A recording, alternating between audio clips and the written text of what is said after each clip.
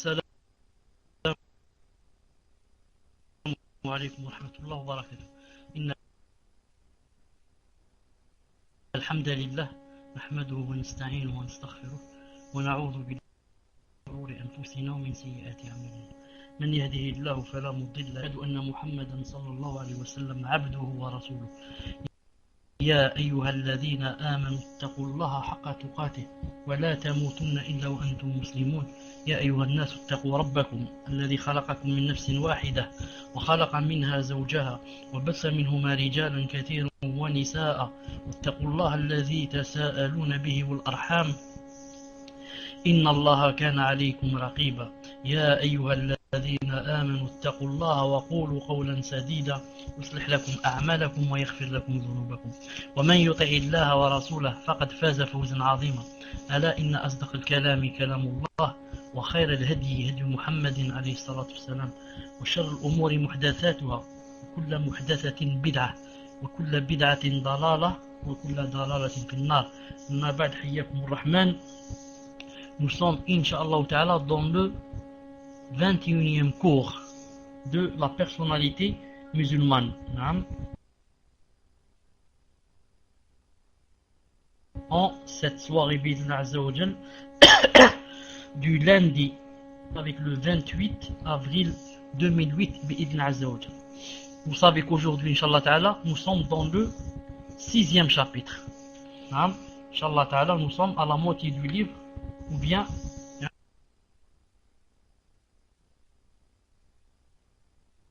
nous l'avons peut-être même dépassé un peu, puisqu'il y a 10 chapitres. Son comportement vis-à-vis de ses belles-filles et ses beaux-fils. Son comportement vis-à-vis de ses belles-filles et de ses beaux-fils. Premièrement, vis-à-vis de ses belles-filles. Premièrement, vis-à-vis de ses belles-filles.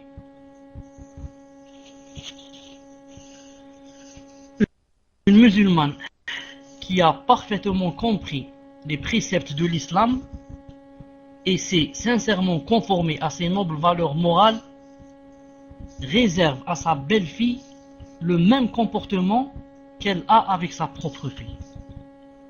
Je répète, une musulmane qui a parfaitement compris les préceptes de l'islam et s'est sincèrement conformée à ses nobles valeurs morales, c'est-à-dire elle a appris et elle applique. Elle applique. Alors qu'est-ce qu'elle fait? Elle réserve à sa belle-fille le même comportement qu'elle a avec sa propre fille. Le destin ayant décidé que cette fille soit libre, alors l'intégrer au sein de la famille et la considérer comme l'un de ses membres.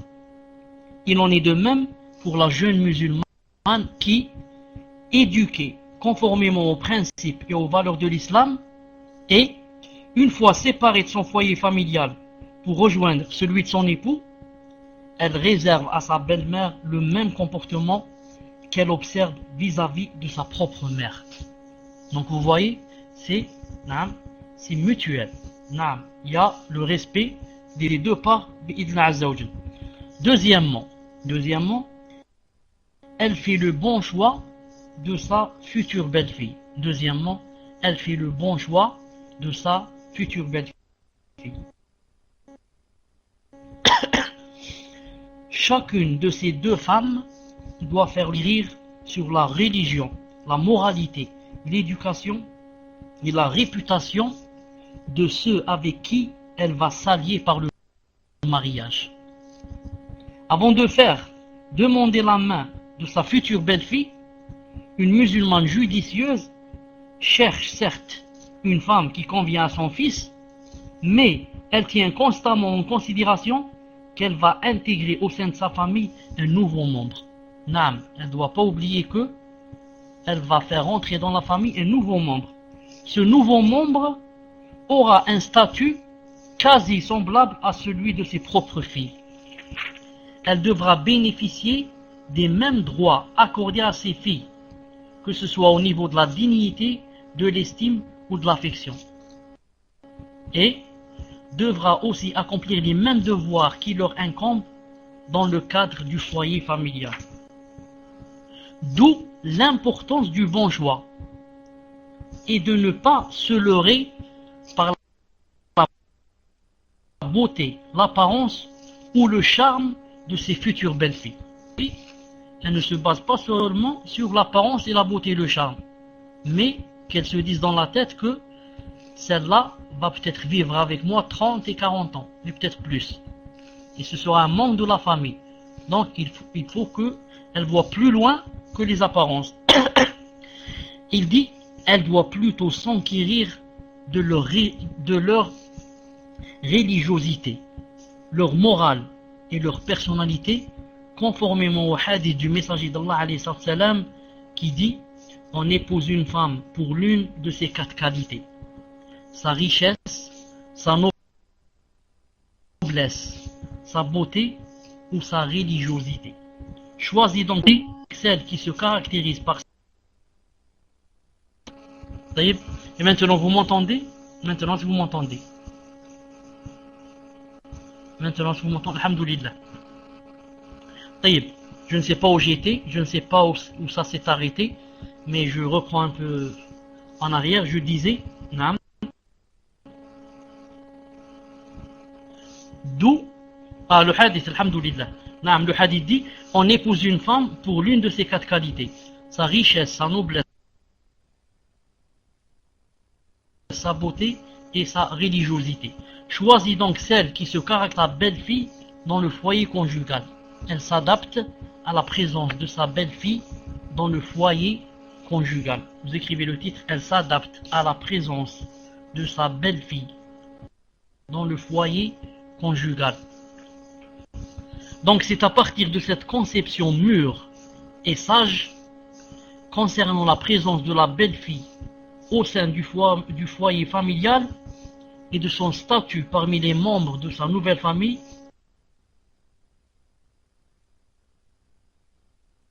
que découle le bon comportement de sa belle-mère à son égard. Elle sera équitable envers sa belle-fille sur tous les plans, que ce soit au niveau des propos, des actes ou des réactions. Une musulmane pieuse et imprégnée des valeurs de l'islam ne va pas jusqu'à imaginer que sa belle-fille s'est appropriée de son propre fils.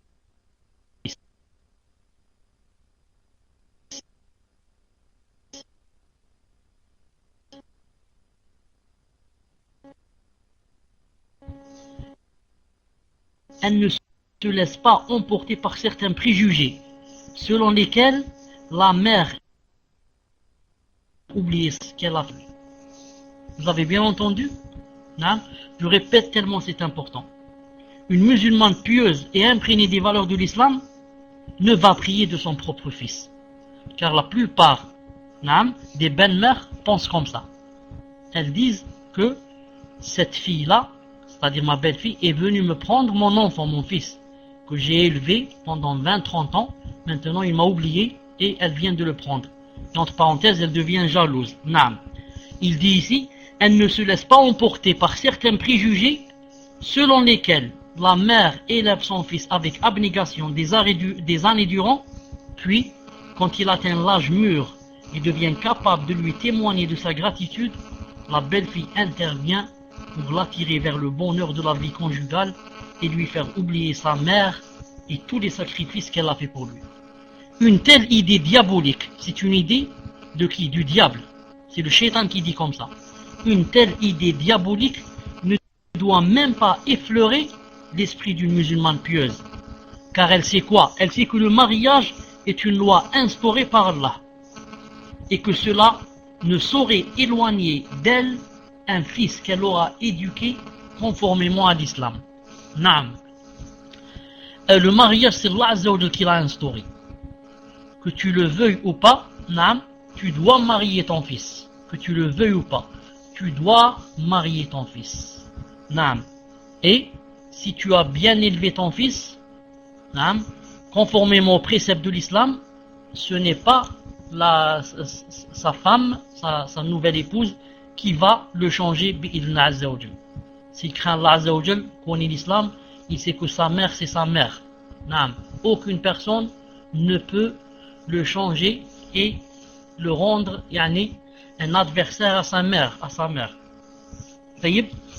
Elle sait aussi que sa belle-fille, qu'elle a choisie parmi les croyantes de bonne moralité, ne saurait admettre que son époux oublie sa mère à lui, puisqu'un tel comportement traduit son ingratitude et représente un péché interdit par l'islam. Naam, c'est comme ça la vraie épouse. C'est comme ça la vraie épouse. Elle, naam, elle ne fait rien pour essayer de faire oublier, naam, son mari à sa mère à lui. Naam, elle ne fait rien en ce sens. Mieux encore, elle fait le contraire. Elle fait tout son possible pour, naam, rappeler l'obéissance de son mari à sa mère. Elle lui dit, cela fait longtemps que tu n'as pas téléphoné à ta mère. Cela fait longtemps qu'on n'est pas allé visiter ta mère. Cela fait longtemps que, naam, tu ne l'as pas invité chez nous. Cela fait longtemps que tu ne parles pas d'elle. Et comme ça. Pourquoi? Elle fait ça par adoration. Car en poussant son fils à obéir à sa mère, elle sait que Allah Ta'ala lui écrit des récompenses. Elle ne vit pas pour les sentiments personnels, mais elle vit pour adorer Allah Azza wa Jal. Et elle sait que quiconque fait comme ça aura beaucoup de récompenses. Et elle sait que si elle essaye de le, je sais pas comment on dit en arabe, tahrish, elle essaye de le monter, si je puis dire, contre sa mère, elle sait que c'est là un grand péché. Pourquoi? Parce que le fait que le fils n'obéisse pas à sa mère, à lui, c'est un grand péché. Et qui a été la cause du détournement? Qui l'a détourné? C'est sa femme qui l'a détourné. Donc c'est elle qui est la cause du grand péché qu'il fait en désobéissant à sa mère. Allah Azza wa Jal nous préserve. Naam. Si la belle-mère se sent envahie par la jalousie envers sa belle-fille, elle doit se rappeler sa religion et sa piété. Dès lors, elle se délivrera de ce mauvais sentiment et recouvrira que toute personne pieuse parmi les croyants et les croyantes adopte quand une suggestion diabolique vient la perturber. Elle se rappelle le châtiment d'Allah et la voilà capable de voir l'évidente vérité. Allah Azza wa Jal a dit, Coran, Sourate 7, verset 201. Sourate 7, verset 201. Une seconde.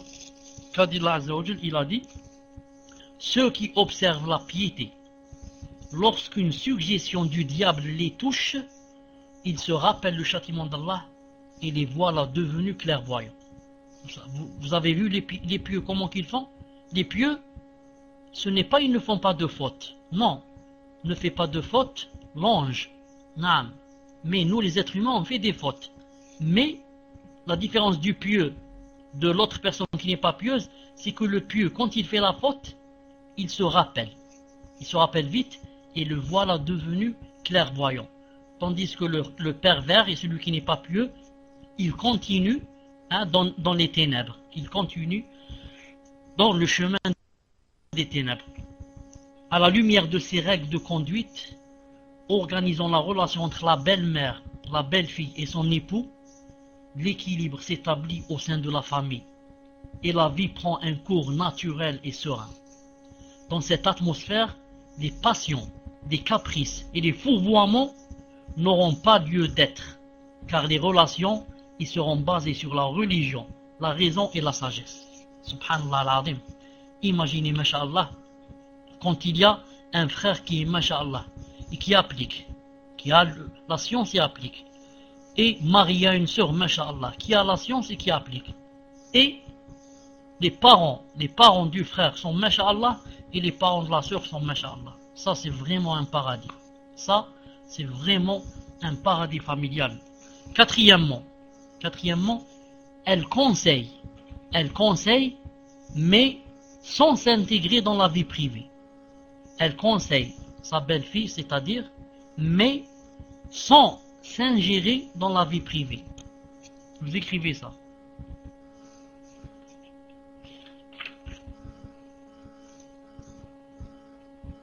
Ça, c'est quatrièmement. elle conseille sans s'ingérer dans la vie privée. Le titre qui va venir tout à l'heure, vous le préparez. Cinquièmement, elle est bienveillante envers elle. Quatrièmement, dès le mariage de son fils, la musulmane pieuse et judicieuse tient en considération que sa belle-fille a le droit de vivre pleinement sa vie conjugale. C'est la première chose à laquelle doit penser la belle-mère. Dès que elle veut marier son fils, elle doit se dire dans sa tête. Si elle ne doit pas accepter ça, il faut que, avec un marteau, elle fasse rentrer cette idée dans sa tête. Elle est obligée. Quelle est l'idée qu'elle doit rentrer dans sa tête? Que sa belle-fille qui va venir a le droit de vivre pleinement sa vie conjugale. Du moment où le couple agit dans le cadre de ce qui est permis par l'islam,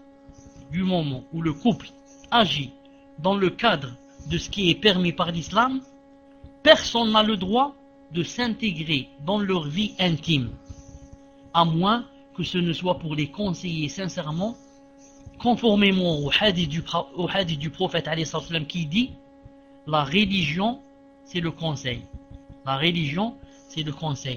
Voir Sharh Sahih Muslim volume 2 page 37. Donc la belle-mère, quand elle veut marier son fils, elle doit se mettre dans la tête que la femme qui va venir, qui va être l'épouse de son fils, a le droit de vivre pleinement sa vie conjugale et sa vie en tant qu'épouse.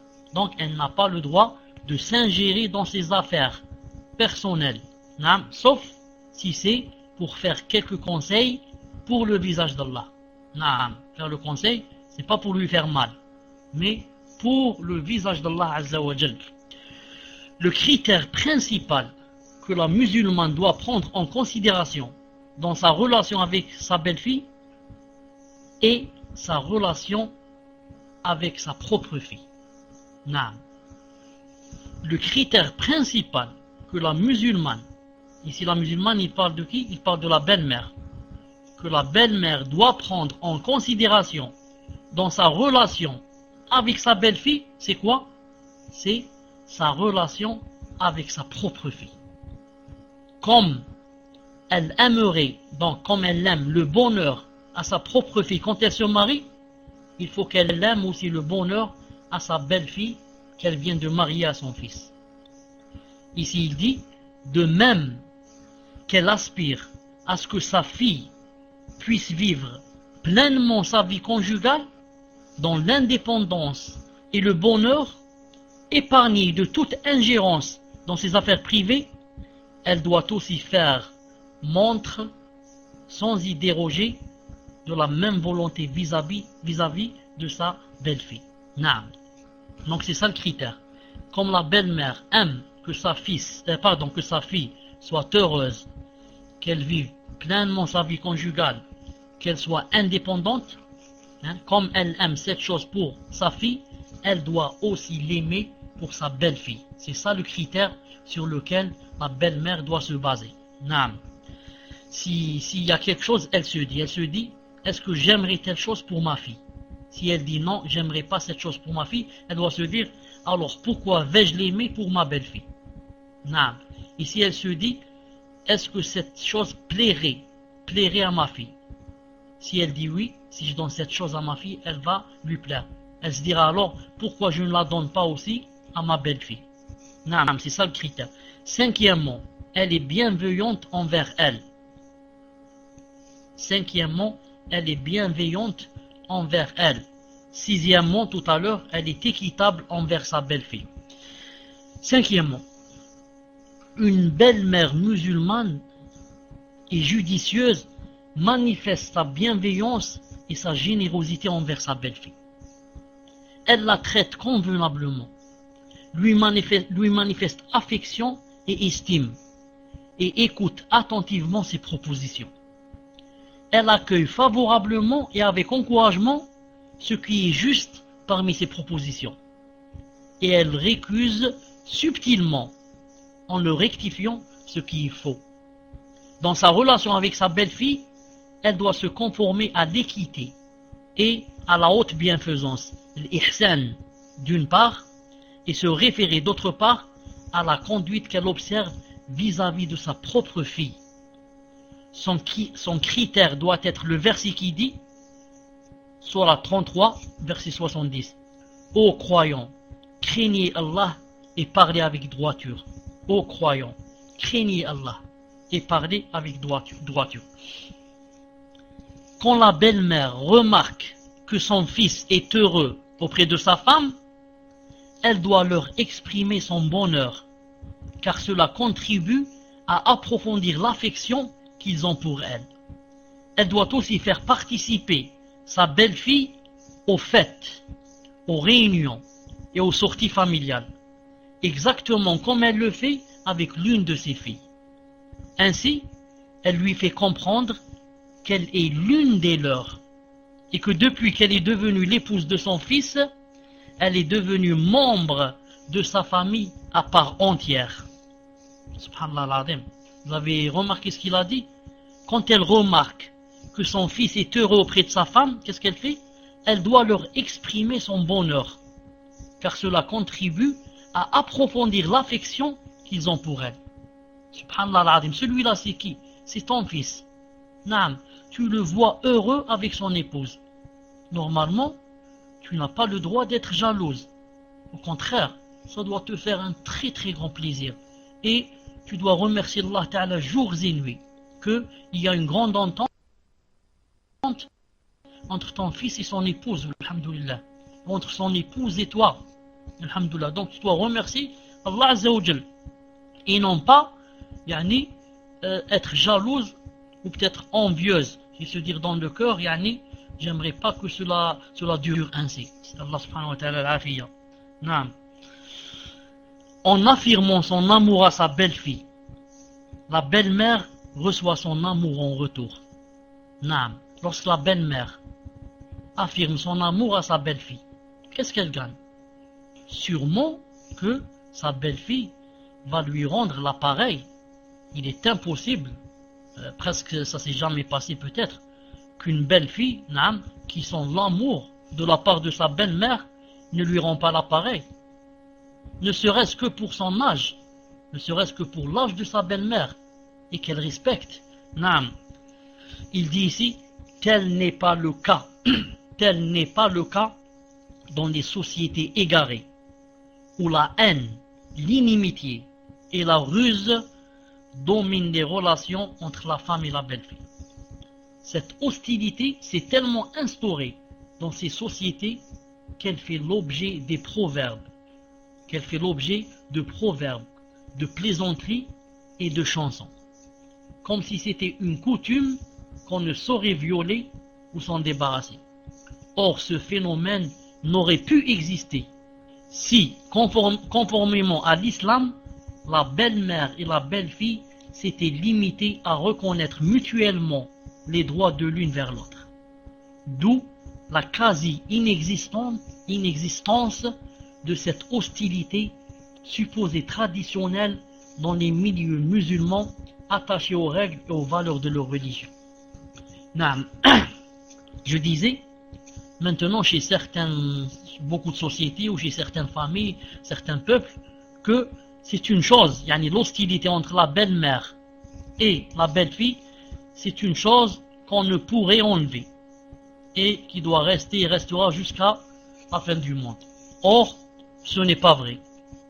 Car si la belle-mère et la belle-fille, les deux, pas l'une des deux, je dis bien les deux, si les deux appliquaient l'islam comme cela devrait être, et que chacune reconnaissait les droits de l'autre et que chacune des deux faisait ses devoirs envers l'autre, alors elle vivrait vraiment comme une mère et une fille, ou bien comme deux sœurs.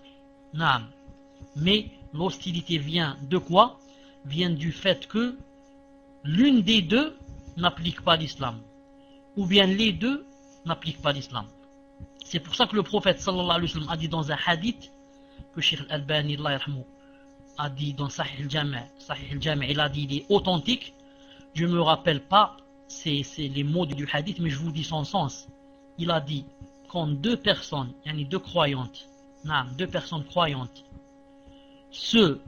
attendez, je cherche le mot, disons, c'est pas se quittent, disons, ne se parlent plus.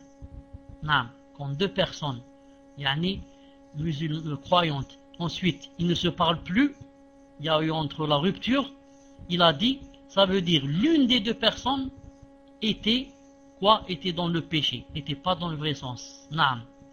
C'est ce que à peu près je viens de dire.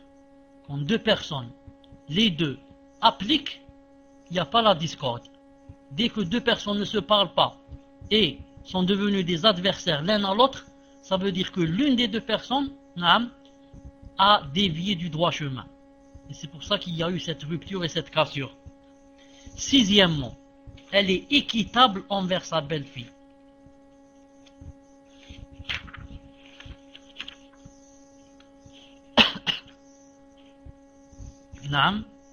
Sixièmement, elle est équitable envers sa belle-fille.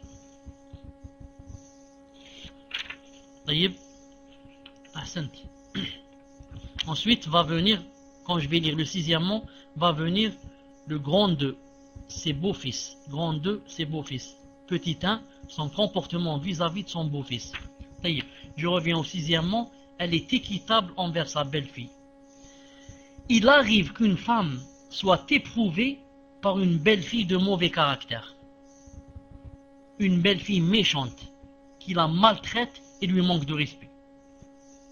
Dans ce cas, elle doit user de sagesse acquise pour éviter par les meilleurs moyens le mal qui pourrait émaner d'elle. Conformément au verset qui dit, Sourate 41, verset 34-35. La bonne action et la mauvaise ne sont pas pareilles. Repousse le mal par ce qui est meilleur, et voilà que celui avec qui tu avais une animosité devient tel un ami chaleureux. Mais ce privilège n'est attribué qu'à ceux qui endurent, et il n'est attribué qu'aux destinataires d'une grâce immense. Vous avez lu le verset, ce qu'il dit? La bonne action et la mauvaise ne sont pas pareilles. Repousse le mal, pas par le mal. Repousse-le par ce qui est meilleur. Et voilà que celui qui était ton ennemi devient un ami chaleureux. Vous lisez avec moi, la bonne action et la mauvaise ne sont pas pareilles. Repousse le mal par ce qui est meilleur. Et voilà que celui avec qui tu avais une animosité devient tel un ami chaleureux. Mais sûrement que ce n'est pas facile que quelqu'un te fasse du mal et que tu lui rendes le bien. C'est pour ça qu'Allah Ta'ala ceux qui endurent. Et il n'est donné qu'aux possesseurs d'une grâce infinie. Ça veut dire que cette chose-là, que quelqu'un te fasse du mal et tu lui rendes le bien, ce n'est pas donné à tout le monde. Allah Ta'ala a dit ce n'est pas donné à tout le monde. Il a dit il n'est donné qu'à ceux qui endurent, qu'aux patients. Et il n'est donné qu'à ceux qui ont une grâce infinie. Allah Azza wa Jal nous fasse deux. Donc concernant le cas qui nous intéresse, repousser le mal par les meilleurs moyens, c'est quoi exactement? Ici, ça consiste à ce que la mère s'abstienne autant que possible de divulguer à son fils les méfaits de son épouse. C'est très important. La mère doit au maximum s'abstenir de divulguer à son fils les méfaits et les défauts de son épouse. Car ça va ne le pousser qu'à la détester. Ça va ne le pousser qu'à vouloir la divorcer. C'est pour ça que la belle-mère ne doit pas remplir la tête de son fils. Ne doit pas lui remplir sa tête contre son épouse. En lui citant du matin au soir ses défauts. Elle dort beaucoup. Elle lave pas la vaisselle. Elle est sale. Ses enfants sont sales. Quand elle crie, quand elle parle, elle crie. Et ceci, cela. Elle commence à lui trouver les défauts jusqu'à ce qu'il la déteste. Jusqu'à ce qu'il commence à la détester. S'il y a quelque chose, elle doit le conseiller en tête à tête. Tout en lui manifestant qu'elle tient à ce que l'affection et les bonnes œuvres règne dans le foyer familial qui les réunit. Non. Elle doit continuer à procéder de la sorte jusqu'à ce que sa belle-fille se débarrasse de ses défauts ou, du moins, les réduise. Ainsi, celle-ci aura le sentiment sincère que sa belle-mère est une amie intime et non une ennemie jurée qui ne cherche qu'à la nuire. En cas de litige, si ça ne marche pas, entre son fils et sa belle-mère, la musulmane pieuse et sage se conforme à l'équité. C'est-à-dire sa piété et son scrupule la préservent de prendre le parti de son fils au détriment de la vérité. Elle ne manifeste aucune connivence avec lui à propos d'une injustice commise de sa part à l'encontre de son épouse. Car Allah Ta'ala a dit dans la sourate 4, verset 58, il a dit: et quand vous parlez, soyez équitable, même s'il s'agit d'un proche parent. Certes, Allah vous recommande de rendre les dépôts à leurs ayants droit, et quand vous jugez entre des gens, de juger avec équité. Naam. Il est interdit à la belle-mère de prendre le parti de son fils, sachant que c'est lui qui est le fautif, juste pour nuire à sa belle-fille. Ça rentre dans les péchés et dans les grands aussi. Naam. Si ton fils, c'est lui qui est fautif, tu lui dis: mon fils, tu m'excuses, mais c'est toi qui es le fautif. Naam.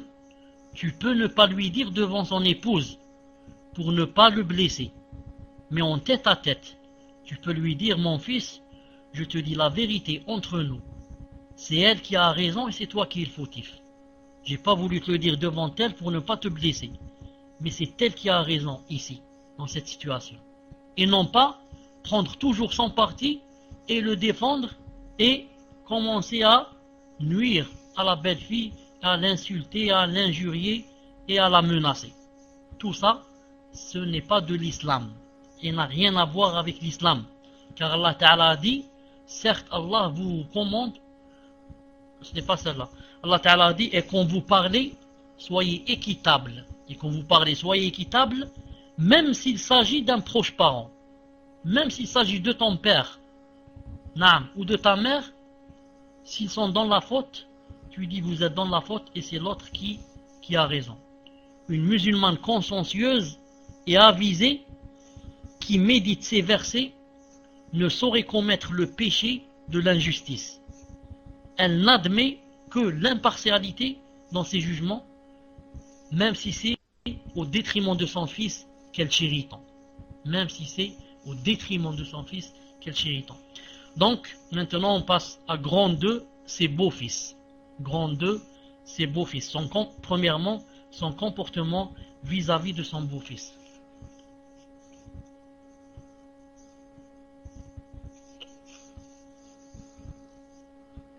Son comportement vis-à-vis de son beau-fils. Naam. Bismillahirrahmanirrahim. Le comportement de la femme musulmane vis-à-vis de ses beaux-fils ne diffère pas de celui qu'elle doit avoir vis-à-vis de ses belles-filles. Autant qu'elle doit considérer sa belle-fille comme l'une de ses filles, elle doit aussi considérer son beau-fils comme l'un de ses propres fils. Autant elle aspire à ce que son fils soit l'un des meilleurs parmi les gens, autant elle doit avoir la même aspiration concernant son beau-fils. Deuxièmement, ça c'est premièrement. Deuxièmement, elle fait le bon choix de son futur beau-fils. Elle fait le bon choix de son futur beau-fils.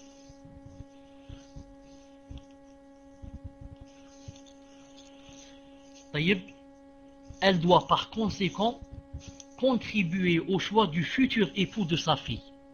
Elle doit par conséquent contribuer au choix du futur époux de sa fille, et ne lui admettre qu'un homme, et ne lui accepter qu'un homme connu pour sa piété, sa moralité et sa bonne réputation. Conformément au hadith qui dit: quand celui dont vous approuvez la religion la religion et la conduite se présentent à vous pour demander la main de l'une de vos parentes, mariez-le. Car si vous ne le faites pas, un désordre et une corruption immense apparaîtront sur terre. Rapporté par Tirmidhi ibn Majah. Hadith jugé apprécié. Naam, vous lisez le hadith.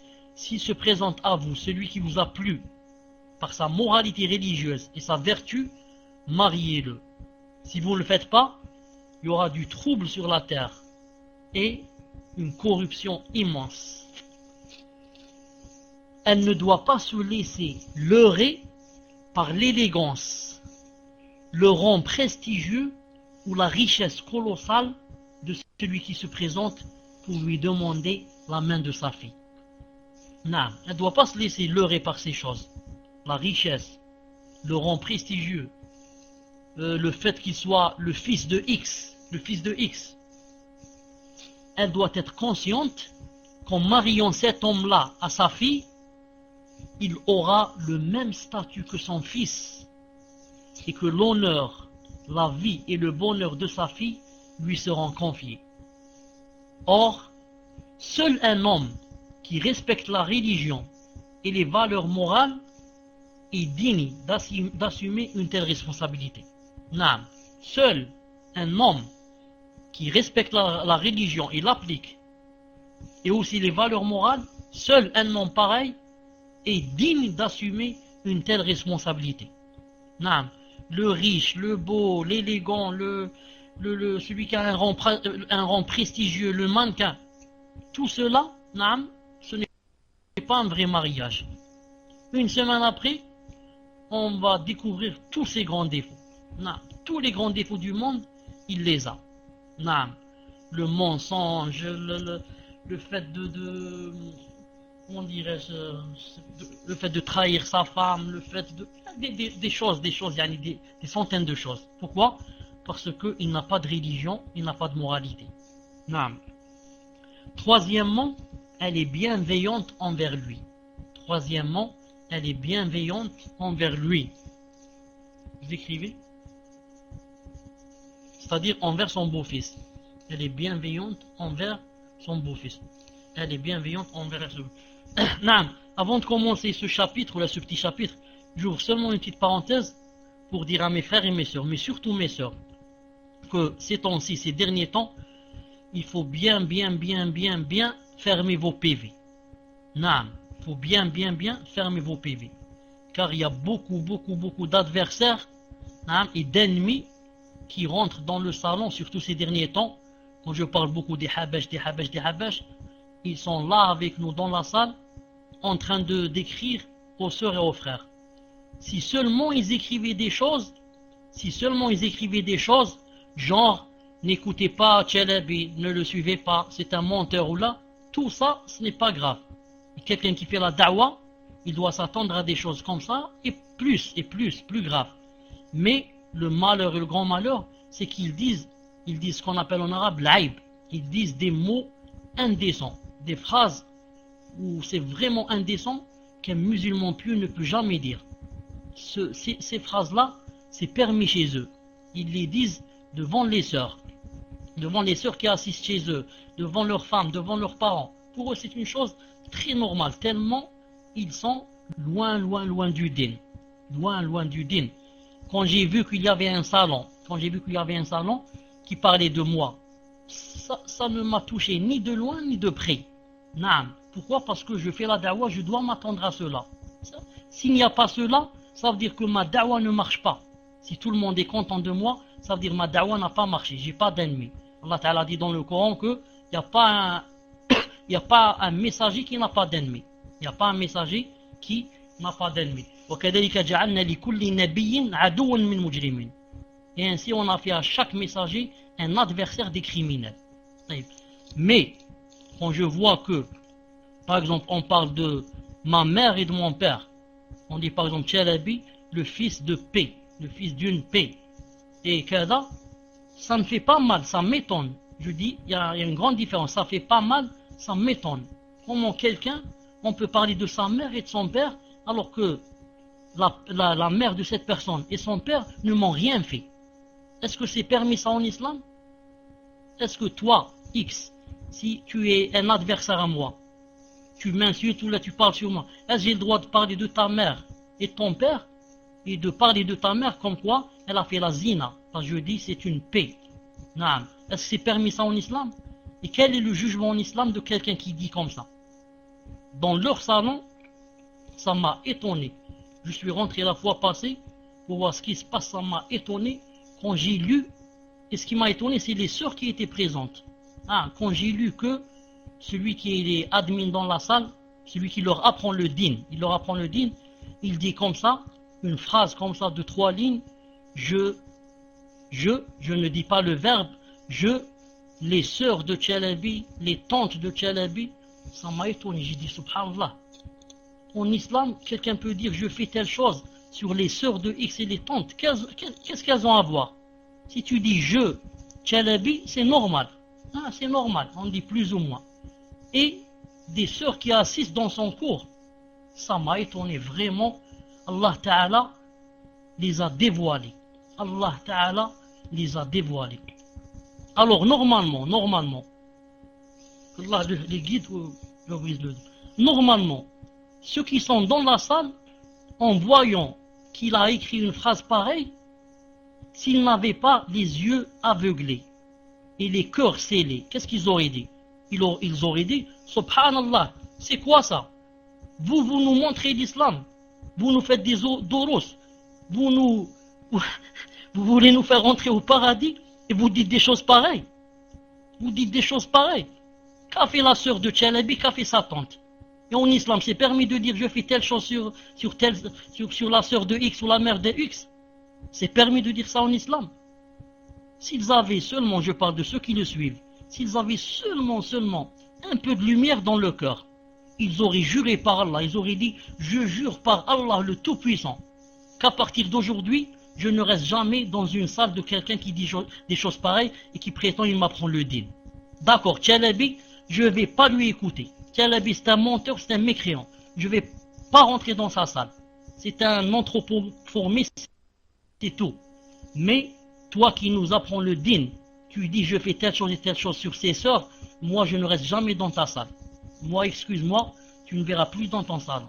Mais qu'est-ce qu'on peut faire aux aveugles? Allah al-Musta'an. Mais moi, Allah subhanahu wa jal, Allah azza wa jal est témoin. Allah azza wa jal est témoin la deuxième fois. Allah azza wa jal, la troisième fois, je le dis, est témoin. Que je trouve un grand plaisir en apprenant ces choses-là, car Allah Ta'ala me montre que la da'wa est en train de marcher. Que ma da'wa, bi'idna ta'ala, est en train de marcher. C'est pour ça que maintenant, ils sont dans un état, ils sont comme des diables. Ils ont perdu le contrôle. Moi, alhamdoulilah, depuis que j'ai commencé la da'wa, je ne parle pas d'une personne en elle-même. Je ne dis pas ne suivez pas X parce que il est petit de taille, ou là il est noir, ou là il est blanc, ou là il est gris, ou là il est avare. Non, je parle de la da'wa, c'est tout. Naam. Si quelqu'un n'est pas dans le vrai chemin, c'est une responsabilité pour moi devant Allah si je ne fais pas une mise en garde contre lui. Je ne laisse pas les gens tomber dans les puits et tomber en enfer alors que je vois la vérité claire devant moi et je laisse les gens comme ça tomber. Demain, Allah Ta'ala me dira, tout cela ne savait pas. Ce sont des jeunes, des petits, des nouveaux qui sont rentrés dans le din et tu les as laissés aller chez les Habash, chez les Ash'ari, chez ceux-ci, chez les chiites, et maintenant ils vont rentrer en enfer à cause de toi. C'est toi qui leur as pas montré. Moi, c'est seulement la da'wa. Moi, toute personne qui est dans les Habash, qui est dans les Mu'tazila, si elle revient vers le vrai sentier, le vrai chemin, je la mettrai sur ma tête et je marcherai avec. Je lui donnerai tout l'argent que j'ai si je peux. Elle me demande l'argent. Naam, je lui donne tout ce qu'elle en a besoin. Pourquoi? Je la déteste pas en elle-même. Je déteste son minhaj, c'est tout. Et ses innovations qu'elle fait. Allah Ta'ala dit dans le Coran, فَإِنْ عَصَوْكَ فَقُلْ إِنِّي بَرِيءٌ مِمَّا تَعْمَلُونَ.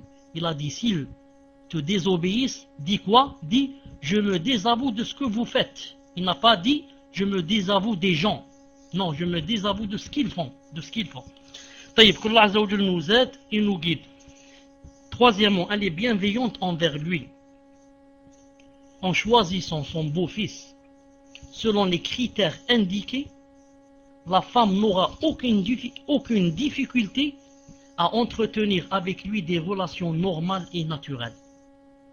Elle lui manifestera sa bienveillance et son estime et le sensibilisera à chaque fois que l'occasion se présente au fait qu'elle le considère comme un membre de sa famille, qu'elle lui souhaite le bonheur avec sa fille et qu'elle compte sur lui pour réaliser les vœux de son épouse. Elle lui donnera le sentiment d'être sa seconde mère, qu'elle n'hésitera point à lui porter conseil et qu'elle n'épargnera aucun effort pour lui assurer le bonheur ainsi qu'à sa femme et ses enfants. Masha'Allah, quand quelqu'un se marie avec une femme et il trouve que la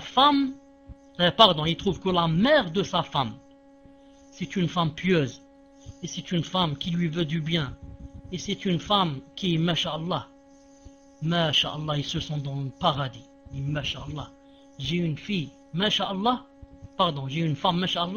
et sa mère est Masha'Allah. Car beaucoup de problèmes viennent des fois de la belle-mère. Beaucoup de problèmes. Des fois la sœur, elle est Masha'Allah l'épouse. Et c'est sa mère qui, elle lui travaille dans sa tête. Jusqu'à ce que elle lui fait tourner la tête. Subhanallah al-Azim. Quatrièmement, elle assiste sa fille pour qu'elle soit une bonne épouse.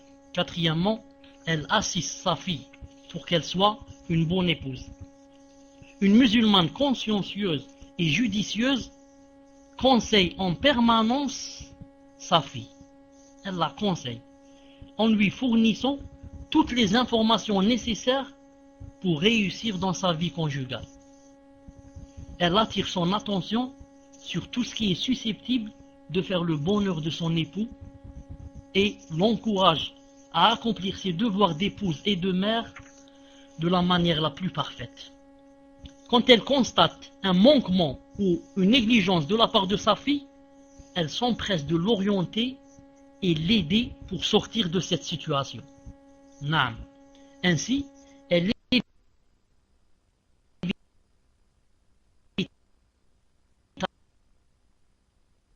à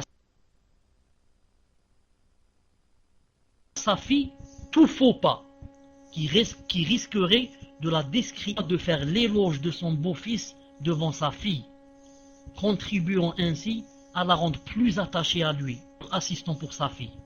Elle contribue ainsi à la continuité et au bonheur de sa vie conjugale. La mère doit aussi de temps en temps vanter les mérites de qui? Vanter les mérites de son beau-fils à sa fille. Elle dit à sa fille, entre nous je te dis une chose, mais ton mari il est masha'Allah, mais ton mari il est serviable, mais ton mari c'est un pieux masha'Allah, mais ton mari masha'Allah il est très gentil, mais ton mari masha'Allah il est très respectueux, mais ton mari masha'Allah il est comme ça. Pourquoi? Pour consolider les liens entre sa fille et son mari à elle. Pour que ça raffermisse l'union.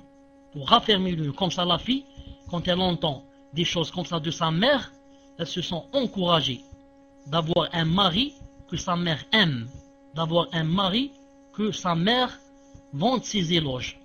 Toute femme est contente que sa mère vante les éloges de son mari. Ils lui disent, Masha'Allah ton mari, Masha'Allah comment qu'il est, Allah Ta'ala t'a donné un vrai purée comme ça. Masha'Allah, naam.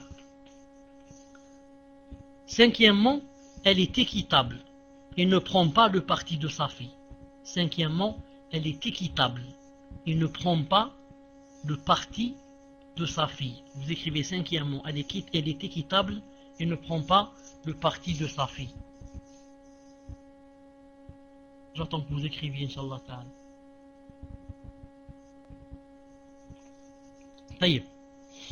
Elle est équitable et ne prend pas le parti de sa fille. En cas de litige, supposons qu'il y ait une altercation et ça ne marche pas, il y a un problème entre son beau-fils et sa fille. Entre son beau-fils et sa fille. Ou bien, quand sa fille manque à ses devoirs envers son époux. Ou bien à son foyer. Que fait la belle-mère? La belle-mère musulmane ne prend pas aveuglément le parti de sa fille. Elle juge la situation avec équité, conformément au verset cité plus haut, quand Allah Ta'ala a dit, et quand vous parlez, soyez équitables, même s'il s'agit d'un proche parent. Non? Donc, quand elle constate que sa fille, pardon, avant cela, je dis une chose. Quand il y a un litige, il y a un problème entre la fille et son mari, c'est-à-dire le beau-fils de cette mère, qu'est-ce qu'elle fait?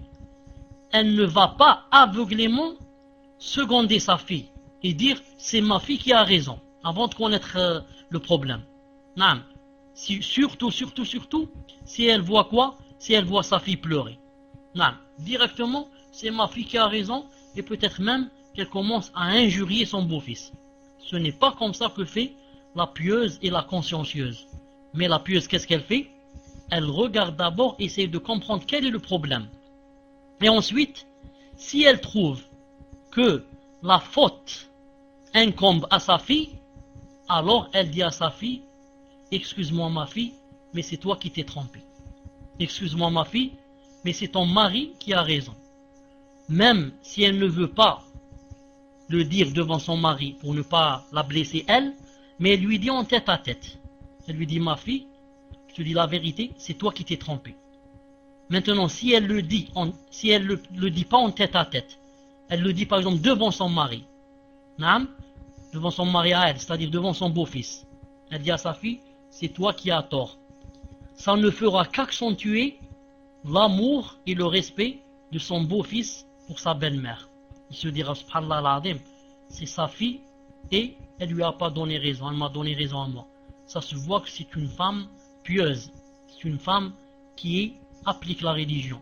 Naam, car la plupart des belles-mères vont du côté de leur fille, même si la fille, elle est dans le faux, même si la fille s'est trompée. Naam, elle ne cherche pas la cause, il dit c'est ma fille qui a toujours raison. La même chose quand elle constate que sa fille abuse des biens de son époux, les gaspille ou bien les dépense sans compter, et qu'elle n'applique pas ses conseils maritaux, elle doit alors l'affronter. Elle affronte sa fille et lui préciser qu'elle a dépassé les limites légales concernant cette question. Elle doit lui rappeler qu'en agissant de la sorte, elle s'écarte des qualités des vrais croyants que Allah Ta'ala a décrit lorsqu'il a dit dans le Coran 25-67, il a dit ceux qui, lorsqu'ils dépensent, ne sont ni prodigues ni avares, mais se tiennent au juste milieu. Naam. Et quand elle remarque chez sa fille, c'est pour ça que quand elle remarque que sa fille, par exemple, gaspille comme ça de l'argent, elle doit lui faire la remarque. Naam. Ce n'est pas obligé de la blesser, naam, mais elle doit lui faire une remarque comme ça, gentiment, tête à tête. Et lui dire, ma fille, l'argent que tu gaspilles, Allah Azza wa Jalla n'aime pas ça. Naam. Même ton mari n'aime pas s'il savait ce que tu es en train de faire. Naam. Allah Azza wa Jalla n'aime pas les gaspilleurs. Elle lui fait comme ça une petite nasiha. Elle lui dit, moi je ne veux pas m'ingérer dans vos affaires, mais je te dis une chose pour Allah, car c'est Allah qui n'aime pas ça. Non.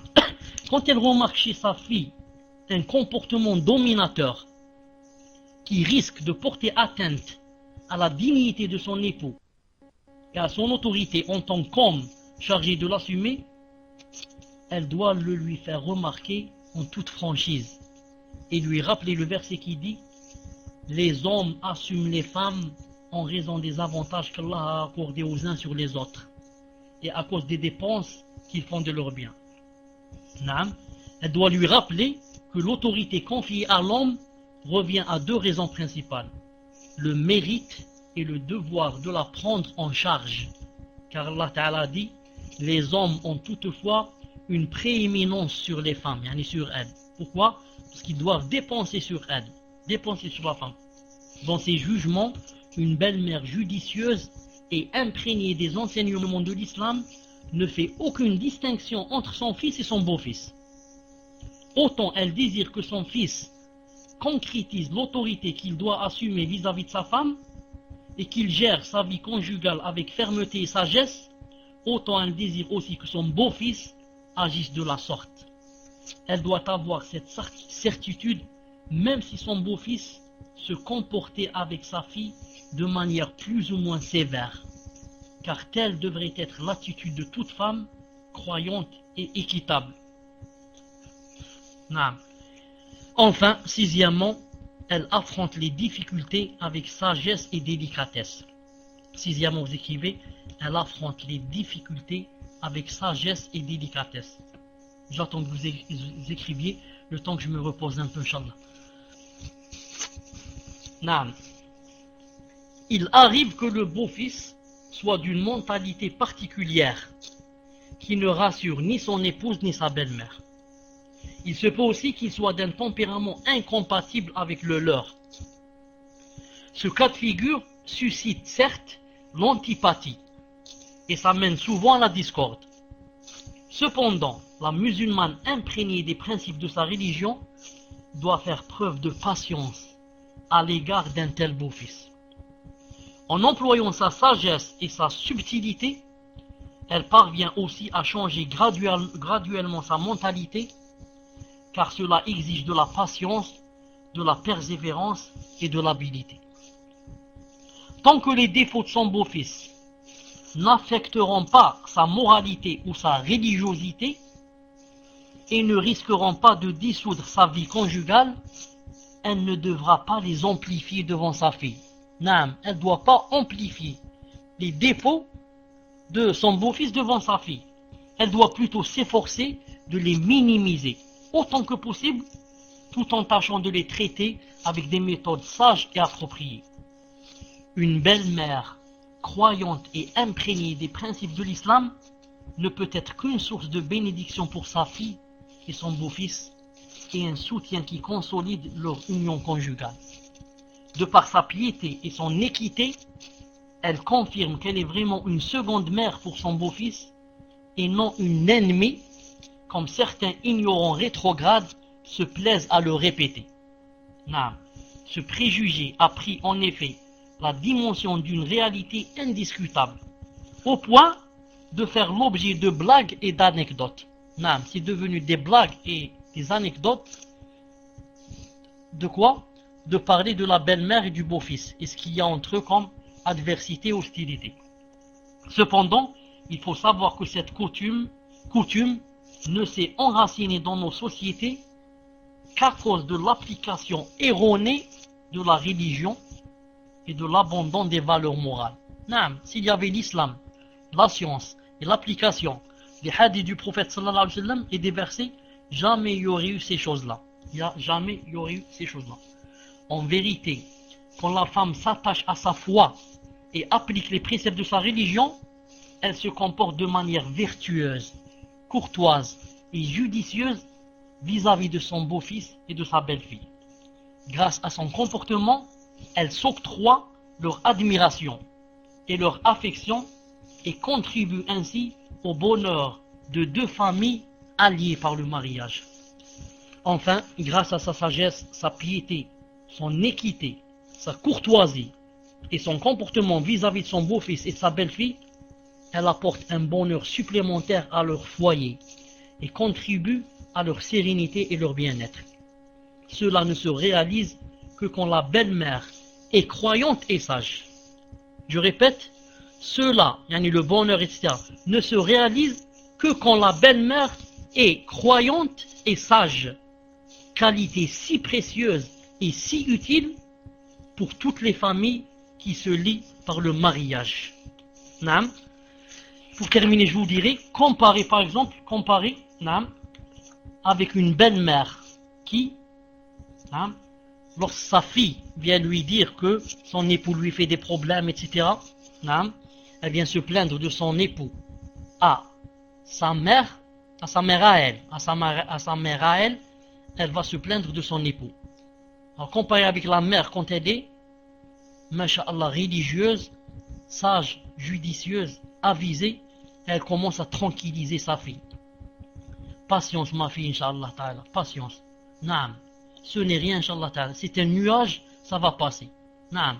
Je vais moi aussi lui parler avec tendresse. Naam. Toi aussi, reviens à lui, parle-lui avec tendresse. Essayez en tête à tête.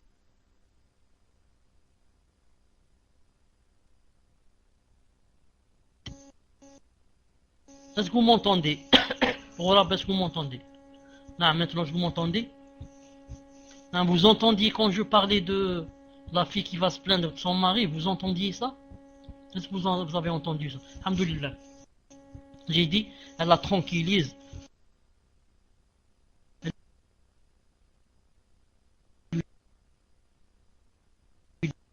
dit, ma fille, naam, tu n'es pas la seule. Il y a des millions de femmes qui ont des problèmes. Ensuite, lui cite l'ami qu'elle connaît, elle lui cite la tante. Regarde son mari, un soulard, un voleur, qui est tout le temps derrière les femmes, ceci, cela. Toi, tu dis, alhamdulillah. Ce n'est rien, Inch'Allah Ta'ala, comparé à cela. Naam. Et ça va passer, billah Azzawajal. Fais-lui la nasiha. On va se rencontrer à 3, à 4, à discuter. Et comme ça, comparé avec une femme, une belle-mère, disons, pareil, et celle qui, lorsqu'elle voit seulement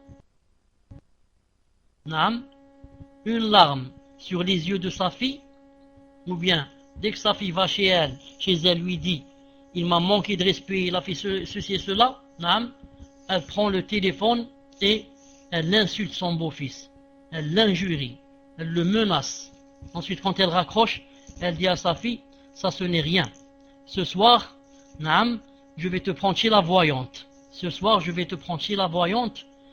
Tu vas voir ce qu'elle va faire à celui-là. Elle va le plier, bin Azzawajal. Elle va lui donner une maladie qui se relèvera plus. Allah al-Musta'an. On va lui briser son dos. Ce n'est pas bien ta mère. Il la connaît pas bien. Je vais lui montrer qui je suis et toi qui tu es. Et nous, quelle famille on est. Tu vas voir, on va aller chez la voyante ce soir. Et on va ramener les œufs et les bougies. Les femmes savent ce qu'il faut, moi je sais pas. Ce qu'il faut avec les œufs et les bougies et le fer et je ne sais pas quoi. Et tu vas voir. Subhanallah al-Azim. Astaghfirullah, astaghfirullah, astaghfirullah. Subhanakallahumma wa bihamdik. Ashhadu an la ilaha illa ant. Astaghfiruka wa atubu ilayk. Je réponds très vite à quelques questions. Naam. Je dis à la sœur Zainab qui est ici avec nous que, Inch'Allah Ta'ala, demain, Inch'Allah Ta'ala, je lui répondrai par mail, Inch'Allah Ta'ala. Naam. الأخت كارينال تفضلي. Firdaus, Inch'Allah, prépare-toi. Firdaus, je t'enlève le rouge, si tu es là, prépare-toi. Karinel, si tu es là, au moins tu écris numéro 1 pour qu'on sache qui est là et qui n'est pas là. Salam alaikum, cher Inch'Allah, on peut peut-être passer à la question de Firdaus, le temps que Karinel prépare sa question, Inch'Allah. Assalamu alaikum wa rahmatullahi wa barakatuh. Concernant Zakat al-Mal, peut-on la donner à quelqu'un de sa famille, sachant qu'elle est pauvre et qu'elle vit dans un autre pays, entre parenthèses le Maroc? Wa alaykum salam wa rahmatullahi wa barakatuh. À chaque fois que je reprends le micro pour répondre, vous m'écrivez le numéro 1, Inch'Allah. Jazakumullah khairan. Naam. Surtout la personne à qui je réponds, elle m'écrit numéro 1 pour que je sache qu'elle est en train de m'entendre. Je disais, pour Zakat al-Mal, Inch'Allah Ta'ala, Zakat al-Mal, si tu la donnes à quelqu'un de ta famille, tu as 2 récompenses. Et si tu la donnes à un étranger, tu as une seule récompense. Ça, c'est premièrement. Comme a dit le prophète sallallahu alayhi wa sallam dans le hadith de Abdullah ibn Mas'ud et sa femme Zaynab dans Sahih al-Bukhari. Il lui a dit qu'elle voulait faire l'aumône et elle a demandé au prophète islam si elle pouvait la donner à son mari. Il a dit qu'en la donnant à un proche, on a 2 récompenses. Ça, c'est premièrement. Deuxièmement, il n'y a aucun dalil qui empêche de donner la zakat dans un autre pays. Il n'y a aucun dalil qui dit c'est interdit de donner la zakat au Maroc ou bien au Liban ou bien n'importe où. Tu peux la donner dans n'importe quel pays où tu veux. Surtout si c'est pour la donner à quelqu'un de la famille qui est pauvre, etc. والله سبحانه وتعالى أعلم. طيب غايانا ويت. Karinel, si vous avez du mal à envoyer votre question sur la room, Inch'Allah, envoyez-moi là en PV et je la lirai, Inch'Allah. Rayana 8, tafadli, Inch'Allah. Salam alaikum, shir. Mon mari peut-il faire une prière obligatoire avec moi s'il a raté la prière à la mosquée? Barakallahu fikum pour vos efforts, qu'Allah subhanahu wa ta'ala exauce tous vos vœux. Amin. آمين. وعليكم السلام ورحمة الله. وعليكم السلام ورحمة الله وبركاته. نعم. C'est de la sunna. C'est de la sunna quand quelqu'un va à la mosquée et trouve que il a raté la salat, c'est de la sunna qu'il fasse la prière avec la famille, c'est-à-dire avec la femme ou bien les enfants. Car le prophète sallallahu alayhi wa sallam a raté une fois la prière. En arrivant à la mosquée, il a trouvé les gens en train de sortir. Naam. Il est revenu vers lui et a fait la prière avec sa famille. Ce hadith est jugé bon. Vous pouvez le trouver dans le livre qui s'appelle Akhta al-Musallin, les fautes des prieurs. Naam, de Salman Mashhour, hafidahullah. Tayyib, on passe au suivant, Inch'Allah ta'ala. Mahfag, Inch'Allah, Mahfag A, c'est à vous, Inch'Allah. Oui, alhamdulillah, shir, on a entendu la réponse.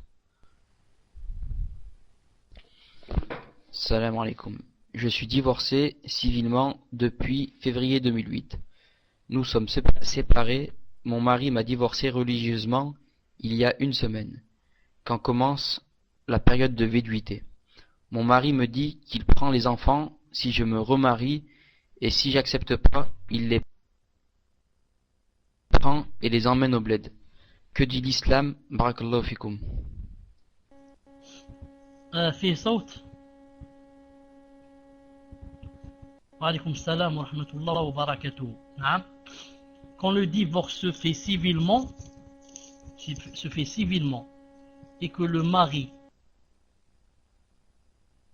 n'est pas d'accord, hein, tant qu'il n'a pas prononcé le divorce, il n'y a pas le divorce.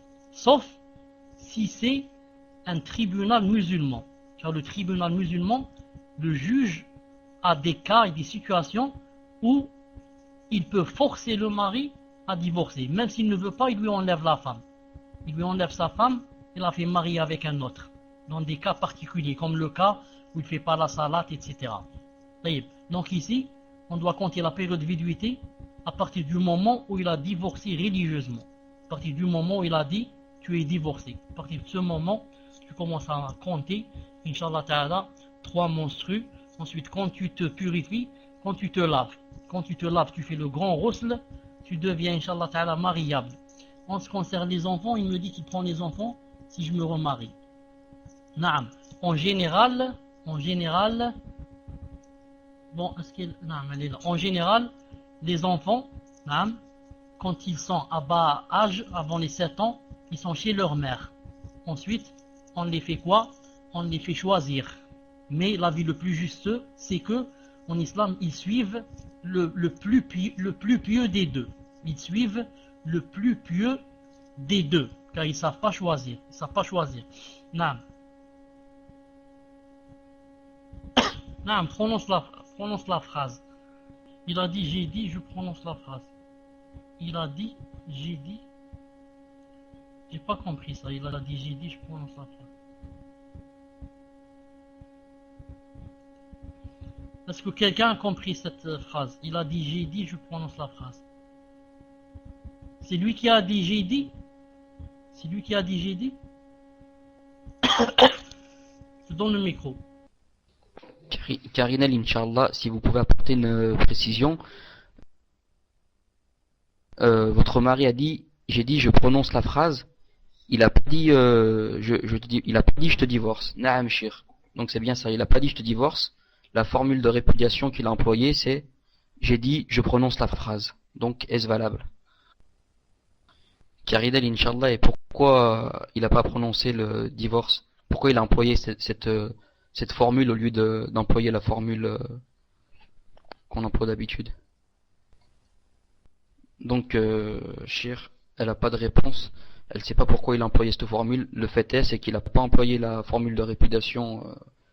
Je te répudie ou bien je te divorce. Il a juste dit, j'ai dit, je prononce la phrase. Donc, est-ce que le divorce, il est valable? Taïb, est-ce que vous m'entendez maintenant? Est-ce que vous m'entendez maintenant?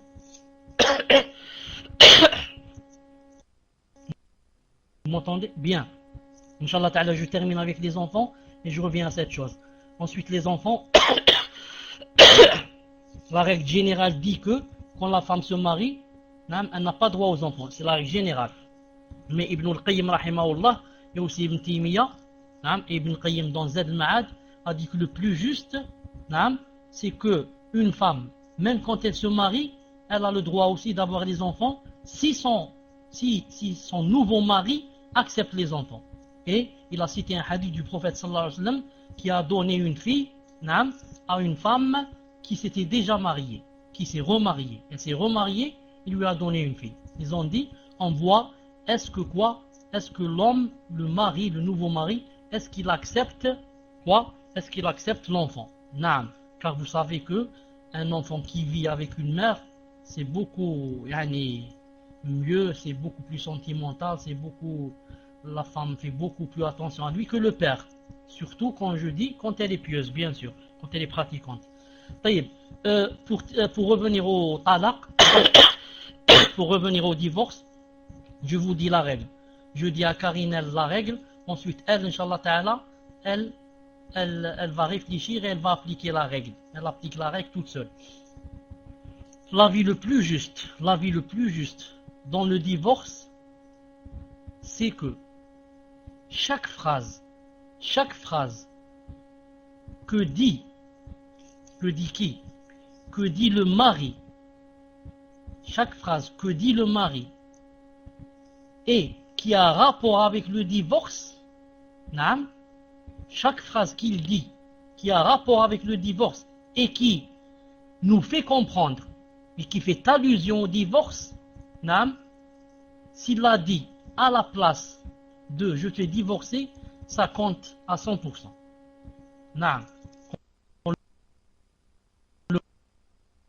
Le mari dit à sa femme, en voulant divorcer, il dit comme ça, classe, c'est terminé entre nous. C'est un divorce. Si je veux la divorcer, il lui a dit, c'est terminé entre nous. Ça veut dire classe, c'est terminé. S'il lui dit seulement, va chez tes parents, et dans son cœur, il dit elle est divorcée, et en disant va chez tes parents, il veut dire ne reviens plus, ça veut dire elle est divorcée. Comme a dit le prophète sallallahu alayhi wa sallam à Bint al-Jawn, quand il est rentré la nuit nuptiale, elle lui a dit a'udhu billah minka, a'udhu billah de toi, je me réfugie d'Allah de toi.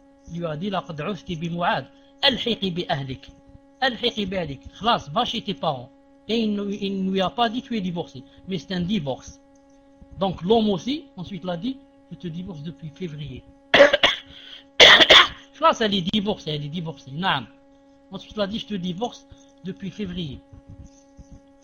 Naam, s'il a dit tu es divorcé depuis février, ça veut dire que tu es divorcé depuis février. Ça veut dire que c'est lui qui sait mieux que nous. C'est lui qui sait mieux que nous. Pourquoi tout à l'heure je te dis la règle, c'est toi qui réfléchis? Parce que dans le divorce, la plupart du temps, il faut que les deux soient présents pour entendre exactement qu'a dit le mari. De préférence, on parle au mari. On lui dit, dis-moi exactement ce que tu as dit. Et qu'est-ce que tu pensais en disant cette phrase? Et comme ça. C'est pour ça, moi, je vous donne des règles comme ça. Et vous essayez d'appliquer, Inch'Allah Ta'ala. S'il a dit, tu es divorcé, je te divorce depuis février, ça veut dire que tu es divorcé depuis février. S'il a dit, je prononce la phrase, on veut dire que tu es divorcé, ça veut dire que tu es divorcé. Mais maintenant, en disant février, il a bien précisé. Donc on revient, Inch'Allah Ta'ala, à février. Wallahu Ta'ala alam. Mehfak, tafadla. Salam alaikum wa rahmatullahi wa barakatuh. J'aurais aimé savoir si la femme doit mettre un foulard sous son djilbab, entre parenthèses, comme le dit Shir al-Bani, rahimahullah, dans son livre Le voile de la musulmane. Et si oui, pourquoi, sachant que le djilbab couvre la tête et le corps. Barakallahu fikum. Chir, pour la question à Shedli A2, j'ai vu avec Gouraba, donc il n'y a pas de souci, parce qu'il y a eu un souci au fait. Wa alaykoum salam wa rahmatullahi wa barakatuh. En fait, naam, le djilbab lui-même suffit. Et ce n'est pas obligé d'avoir un foulard, c'est une question de précaution, c'est tout. Car des fois, il arrive que la femme, le djilbab lui tombe. Et que quelqu'un, par exemple, naam, mette son pied dessus, derrière du djilbab, alors elle est en train de marcher, et son djilbab alors va lui tomber de derrière son dos. Naam. Donc si elle a un foulard sur la tête, au moins ses cheveux ne vont pas être vus. Wallah subhanahu wa ta'ala alam. Mais je ne connais pas un délit qui dit qu'il faut aussi le foulard au-dessus du djilbab. Wallah azza wa jal a'lam. Naam. Tfadal inshallah le prochain. Je te donne inshallah ta'ala je sais pas comment on dit ça, que ce soit toi qui tu donnes le raid et tu dérades à celui qui va poser la question, comme ça pour me reposer un peu. Assalamu alaikum. Est-ce que je peux faire mes 4 hakrat rawatib du dor avant l'Eden du dor, ou faut-il que j'attende l'Eden pour les accomplir? Naam, si le adhan te permet et te donne assez de temps. Si après l'adhan, il y a assez de temps, comme ça quoi? Comme ça elles seront très proches, elles seront presque liées avec salat al-dhuhr. Car c'est ça la hikmah. Il faut qu'elles soient très proches de la salat obligatoire pour que, quand tu termines d'ici, tu rentres dans l'obligatoire toujours avec un cœur illuminé, mashallah. Tu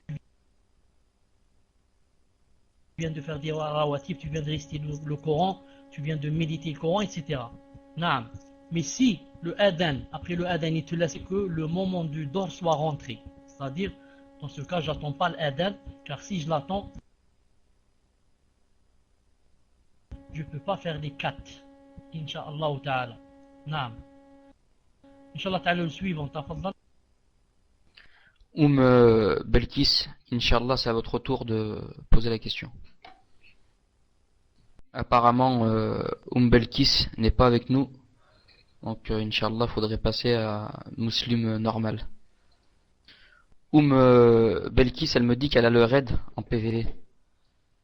Et c'est pour cela qu'elle n'a pas pu poser sa question. Inch'Allah, Belkis, vous m'envoyez votre question dans le PV et je la posterai, Inch'Allah.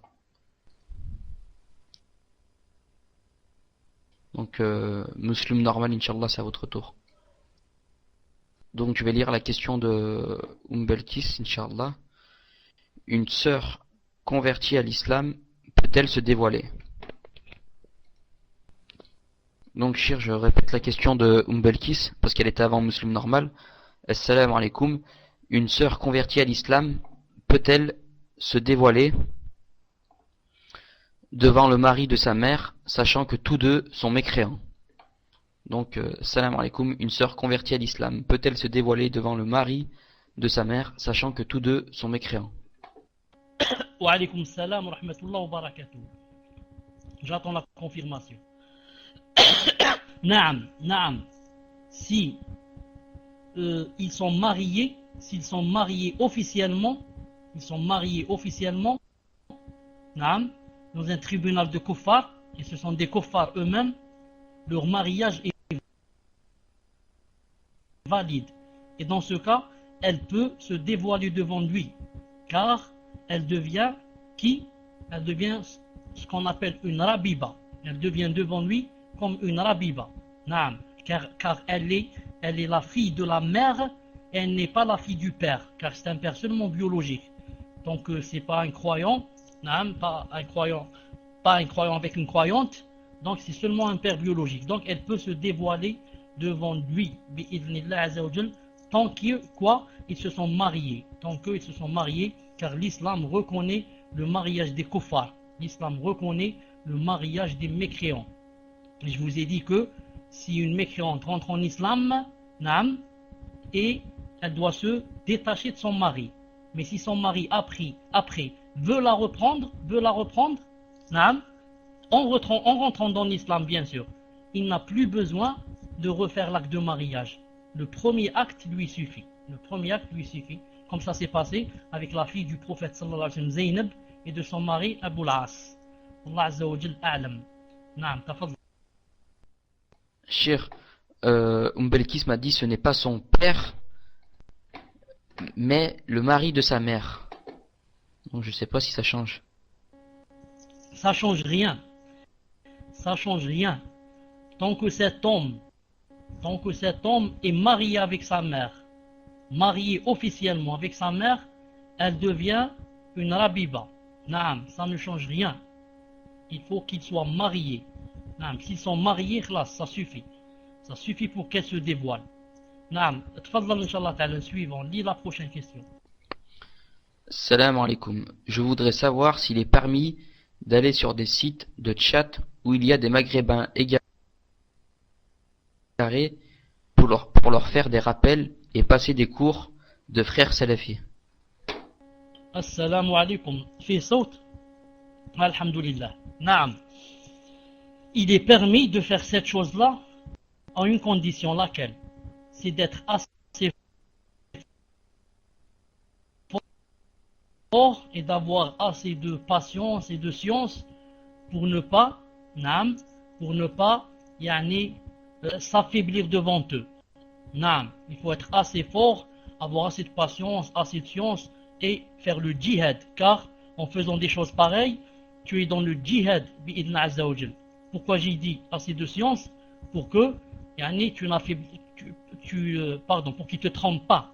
Naam, la patience, c'est pour ne pas fléchir, et la science, c'est que si jamais ils te parlent, ils te font la polémique ou bien le débat, pour que tu aies assez de preuves, inshallah ta'ala, pour réfuter et récuser ce qu'ils disent bi'idnillah azza wa jal. Et si tu joins les deux conditions et tu fais cette chose-là, tu es inshallah ta'ala un grand mujahid un grand mujahid fi sabilillah.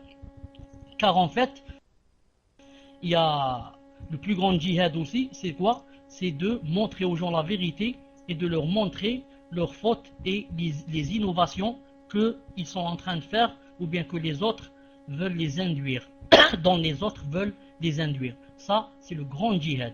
Tu montres aux gens comment adorer Allah, comment ne pas tomber dans les innovations, comment se rapprocher d'Allah, comment aimer Allah, comment aller au paradis et comment ne pas aller au l'enfer. Qui est mieux que toi? Allah Ta'ala dit dans le Coran, وَمَنْ أَحْسَنُ قَوْلًا مِمَّنْ دَعَا إِلَى اللَّهِ. Qui est mieux, qui a dit mieux que celui qui fait la da'wa à Allah? Comme ça dit le verset. Qui a dit une meilleure parole que celui qui fait la da'wa à Allah Azza wa Jalla? Moi je dis, pas seulement dans les chats, dans le paltok. Imaginez le paltok, c'est un couteau à double tranchant. Le couteau, ou bien tu coupes avec le couteau du pain, ou bien tu coupes avec le couteau du porc. Si tu coupes le pain, tu manges le pain, alhamdoulilah, tu as des récompenses. Naam. Si tu manges le porc, naam, tu as des péchés. Le paltok, c'est la même chose. Dans le paltok, il y a des gens qui t'apprennent comment adorer Allah. Des gens qui t'apprennent, ce sont des lumières, naam, qui te guident, naam, t'aident pour te rapprocher d'Allah, pour te retrouver demain dans les grands délices des paradis. Naam, l'alcool du paradis, les femmes du paradis, l'or du paradis, l'argent du paradis, les oiseaux du paradis, tout ce qui t'attend là-bas, des mers de miel, des mers de lait, des miels, sont là pour te guider vers l'enfer. Comme a dit le prophète sallallahu alayhi wa sallam, du'atun ala abwabi jahannam. Il a dit, des gens, des prêcheurs qui font le prêche au seuil de l'enfer. Ils sont devant l'enfer et te disent, viens rentrer. Il ne va pas te dire, viens rentrer en enfer, mais viens nous écouter, viens ceci, on t'apprend ceci, et tu te trouves en enfer. Et c'est très décevant, qu'il y ait des salons en islam, et au nom de l'islam, qui, subhanallah, ce sont des salons qui invitent à l'enfer. Des salons, je dis bien, au nom de l'islam. C'est-à-dire, si ces salons allaient ouvrir dans la section Europe, ou la section rencontre, ou la section amour, ou la section dancing, ça ne fait rien. Mais des salons qui ouvrent section islam, ils choisissent islam, et tu rentres, qu'est-ce qu'il y a? Du matin au soir, de la musique. de la musique, de la pop musique, du rap, du je ne sais pas quoi, du matin au soir. Qu'est-ce qu'on fait? Tape 5, on rit, MDR, mourir de rire, ceci, cela, du matin au soir. Du matin au soir, ils se remplissent de péchés et ils ne savent pas. Et ils sortent, ils croient qu'ils ont fait une bonne chose. Ils sortent le soir, masha'Allah, on était dans un salon, on a respiré, alhamdoulilah, on a respiré, alhamdoulilah, il faut de temps en temps se défouler un peu, et comme ça, du matin au soir, au nom de l'islam. La musique, l'un des grands péchés, au nom de l'islam, dans des salons de l'islam. Ceux qui font ces choses, qui les font dans les salons de l'islam, et ceux qui assistent avec eux, ceux-là, le jour du jugement dernier, ils vont vraiment le regretter. De rencontres, de dancing, de love, amour, et ils vont là-bas, ils font ces choses. Non, mais au nom de l'islam, je rentre pour apprendre quelque chose, je rentre pour savoir comment adorer Allah, je trouve la musique du matin au soir, et les rendez-vous, je ne sais pas quoi, Allah subhanahu wa ta'ala al-musta'an. Voilà ce que je dis, j'ai pas autre chose à dire. L'autre question. Selman, Inch'Allah, c'est à votre tour. Donc je suppose, Selman, puisque vous tapez numéro 1, c'est que votre question, on la voit pas apparaître sur la room, c'est qu'elle est trop longue. Donc Inch'Allah, ou bien vous la découpez, ou bien vous me l'envoyez en PV, Inch'Allah. Abou et Nilin, Inch'Allah, posez votre question le temps que Selman prépare la sienne. Abou et Nilin, c'est la même chose. On va pas apparaître votre question, donc ou bien vous faites comme Selman, vous la découpez pour qu'on puisse la lire, ou bien alors vous me l'envoyez en PV. Assalamu alaikum, shir. Une sœur vous écrit: Ahyakumullah, mon frère se marie cet été, Inch'Allah. Je dois me rendre au pays pour l'événement, mais je n'ai pas de muhram pour m'accompagner, entre parenthèses, en avion. Est-ce que je peux voyager avec ma fille de 3 ans et avec l'accord de mon mari? Barakallahu fikum. Wa alaykum salam wa rahmatullahi wa barakatuh. Fi sawt?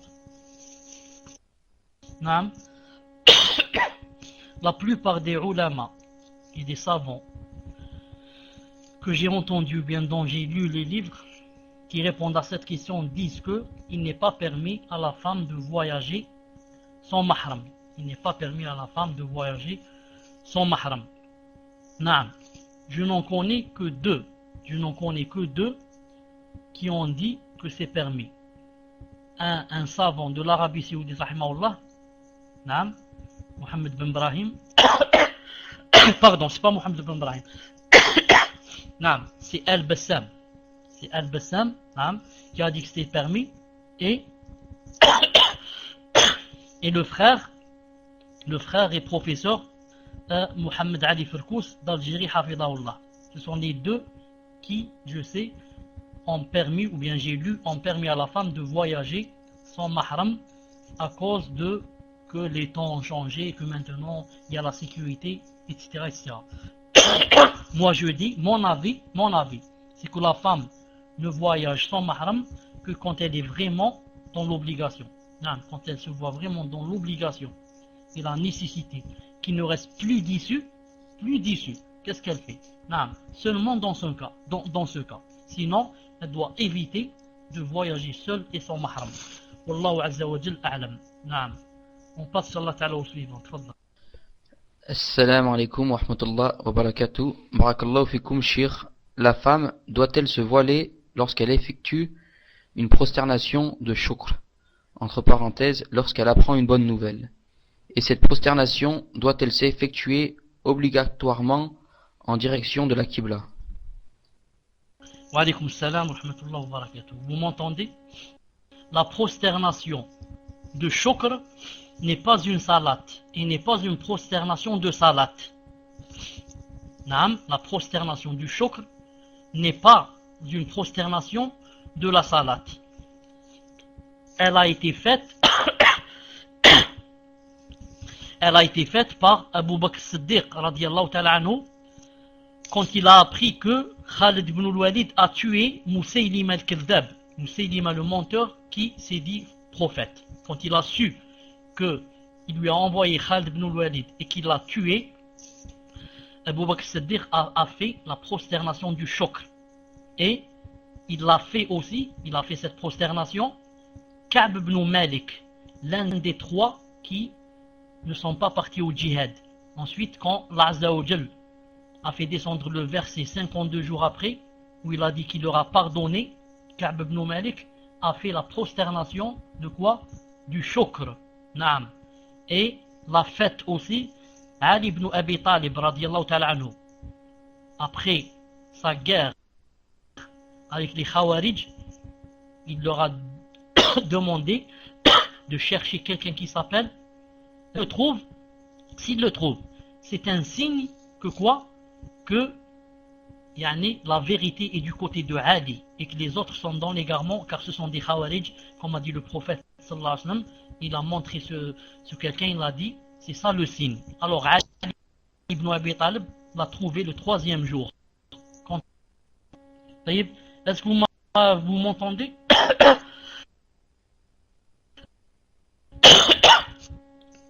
Vous m'avez entendu parler de Ali ibn Abi Talib?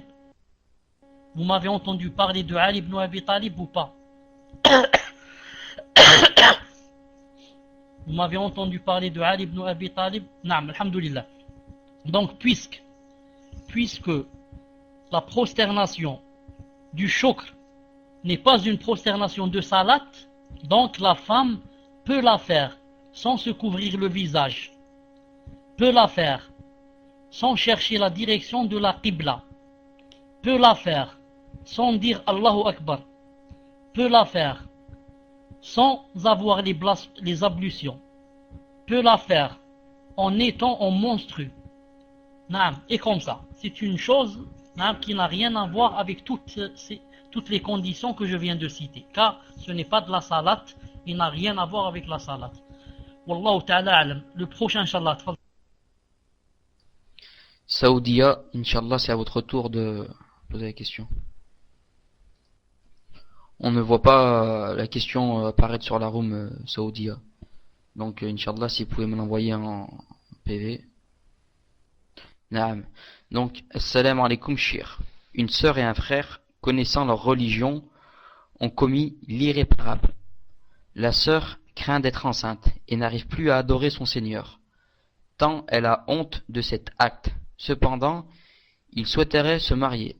Que doivent-ils faire si la sœur est enceinte? Comment faire le repentir après avoir fait tauba? Y a-t-il un délai à respecter pour qu'ils puissent se marier?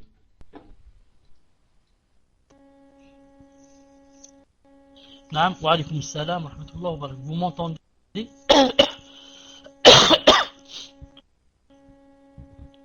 Fi saut? Alhamdulillah. C'est dommage, c'est dommage qu'un frère et une sœur arrivent à ce stade. C'est dommage, et que sûrement ça a commencé par les petits pas. Et que sûrement ça a commencé par quoi? Par les petits pas. Les petits mots, les sourires, le téléphone, les rendez-vous et comme ça.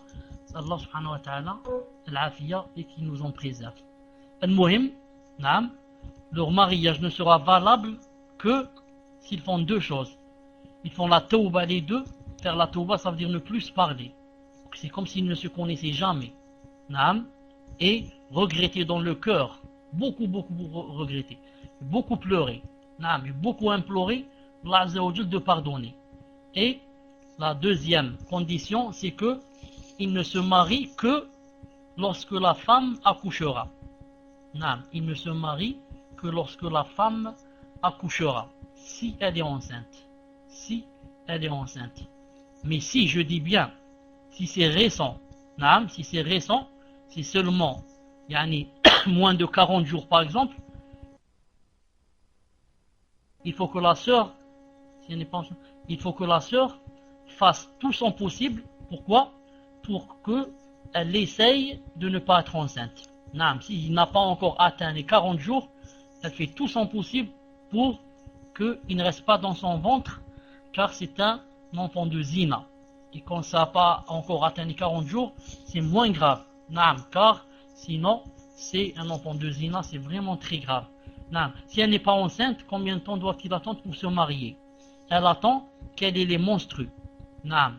Quand elle aura les menstrues, et elle se lave, naam.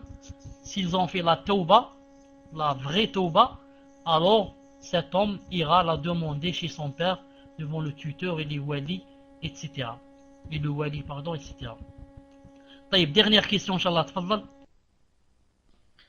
Meniri, Inch'Allah, c'est à votre tour. Inch'Allah, on va passer à Ibrahim 8, si, parce que Meniri, apparemment, il n'est pas avec nous. Donc, sinon, j'ai la question de Ibn Badis, Inch'Allah, si Ibrahim n'est pas prête.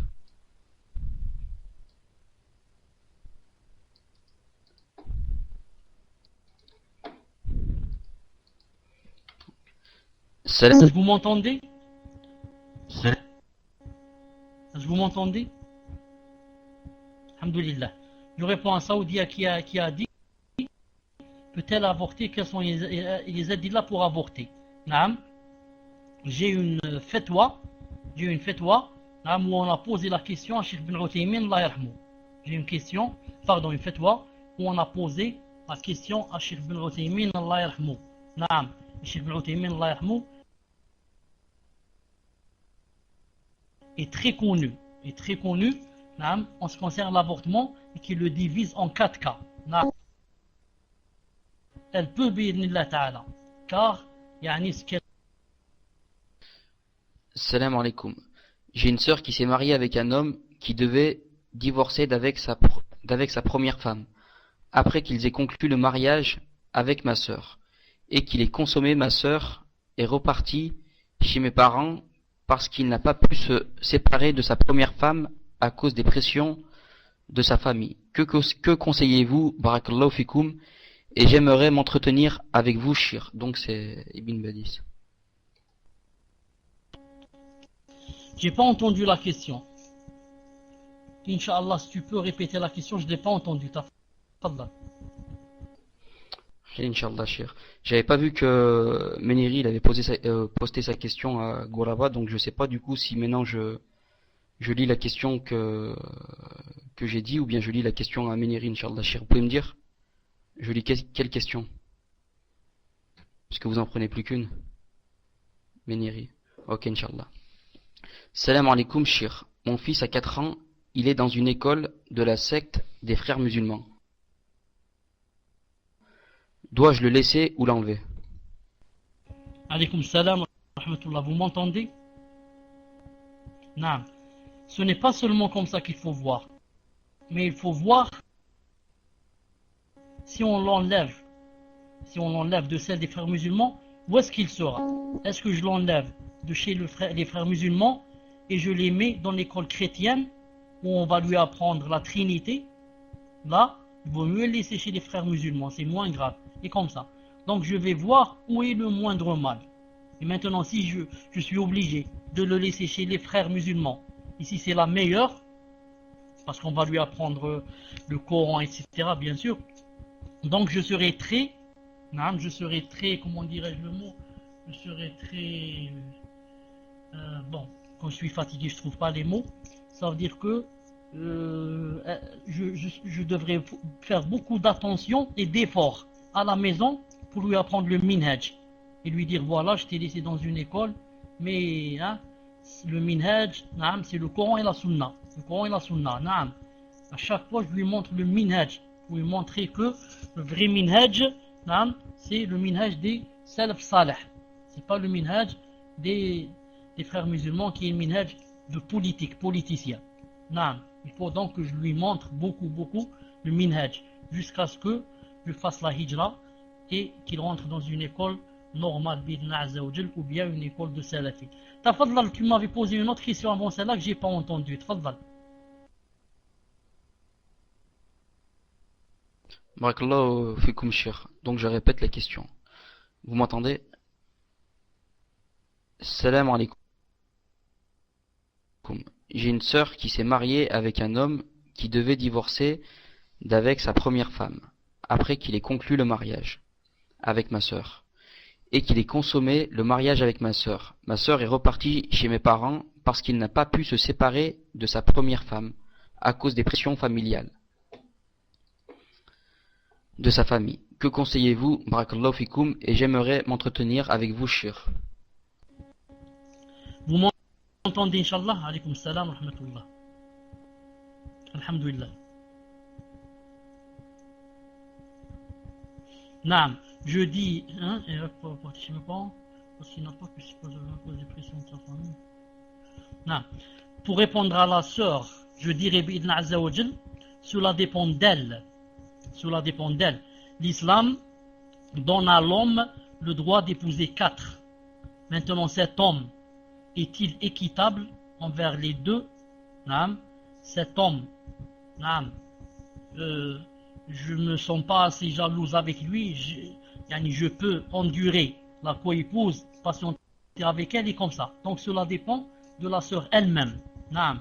Si en fait ce frère est masha'Allah et qu'il est équitable, naam, et que tu te sens heureuse avec lui et que tu sens des penchants envers lui, pourquoi demander le divorce? Il n'y a pas de raison. Il n'y a pas de raison.